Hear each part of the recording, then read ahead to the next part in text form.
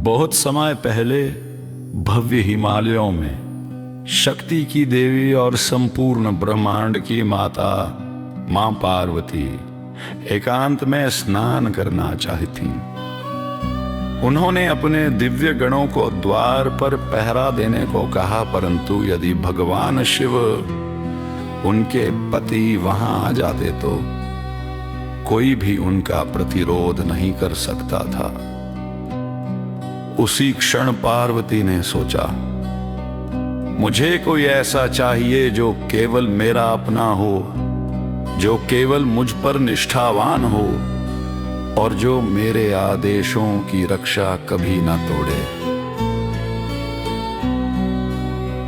तब पार्वती ने अपने शरीर पर लगाए चंदन और हल्दी के लेप से एक बालक की मूर्ति बनाई। अपनी दिव्य शक्ति से उन्होंने उसमें प्राण फूंक दिए। बालक ने आंखें खोली। वह तेजस्वी था और उसकी आंखों में गहन भक्ति चमक रही थी। पार्वती मुस्कुराई और बोली, तुम मेरे पुत्र हो। मैंने तुम्हें अपने ही अंश से रचा है। तुम्हारा कर्तव्य है मेरी रक्षा करना और केवल मेरी आज्ञा मानना। बालक ने झुककर कहा, हाँ मां, मैं हृदय से आपकी सेवा करूंगा। वो बालक और कोई नहीं, स्वयं गणेश थे। यद्यपि जगत अभी उन्हें जानता नहीं था। एक दिन पार्वती स्नान की तैयारी कर रही थीं।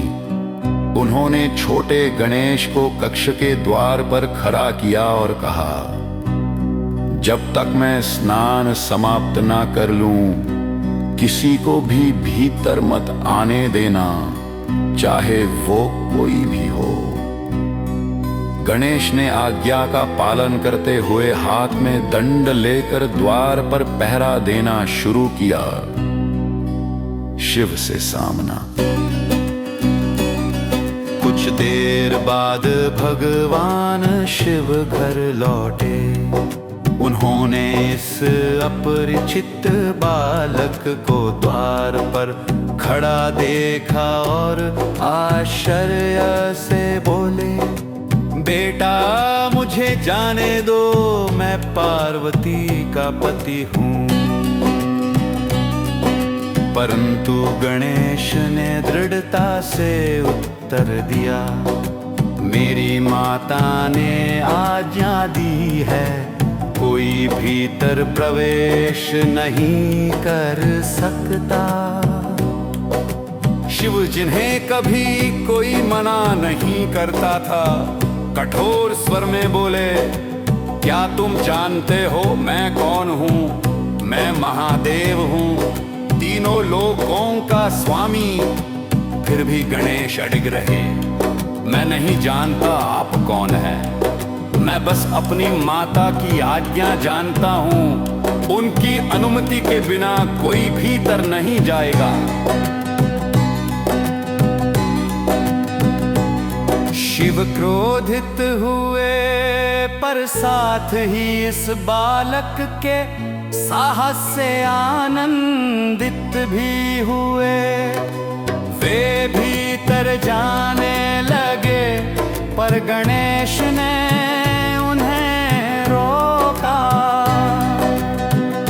शिव के गण भी बालक को हटाने आए, पर गणेश ने अद्भुत बल और बुद्धि से सभी को पराजित कर दिया। देवता आश्चर्यचकित हो उठे, यह कौन सा पराक्रमी बालक है जो स्वयं महादेव की सेना को रोक रहा है। अंततः शिव ने क्रोध में त्रिशूल उठाया और एक ही प्रहार में बालक का मस्तक काट दिया। जब पार्वती बाहर आई और अपने प्रिय पुत्र को मृत देखा तो उनका हृदय शोक से भर गया।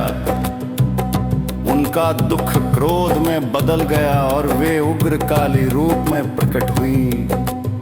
उन्होंने घोषणा की, यदि मेरे पुत्र को पुनर्जीवन नहीं मिला तो मैं समस्त सृष्टि का नाश कर दूंगी।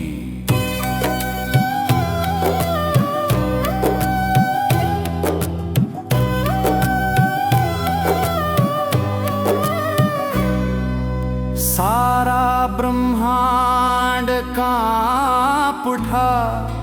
देवता भयभीत होकर उन्हें शांत करने आए। स्वयं शिव भी पार्वती के मात्र प्रेम से व्याकुल हो उठे। पार्वती को शांत करने हेतु शिव ने अपने गणों को आदेश दिया, उत्तर दिशा की ओर मुख किए पहले जीव का सिर लेकर आओ। गण शीघ्र लौटे और उनके पास एक हाथी के शिशु का सिर था। शिव ने स्नेहपूर्वक उस सिर को बालक के शरीर पर स्थापित किया और दिव्य शक्ति से उसमें प्राण फूंक दिए। क्षण भर में बालक जीवित हो उठा। अब वो हाथी मुखधारी था। पार्वती ने आनंद से अपने पुत्र को गले लगाया। शिव ने भी उसे अपनाते हुए कहा, आज से यह मेरा पुत्र भी है। इसका नाम गणेश होगा, गणों का ईश्वर। सभी देवता एकत्र हुए और उसे वरदान दिए। विष्णु ने ज्ञान दिया, लक्ष्मी ने समृद्धि दी, सरस्वती ने विद्या दी, कुबेर ने धन दिया। देवताओं ने घोषणा की, अब से किसी भी कार्य, किसी भी पूजा से पहले गणेश का स्मरण होगा।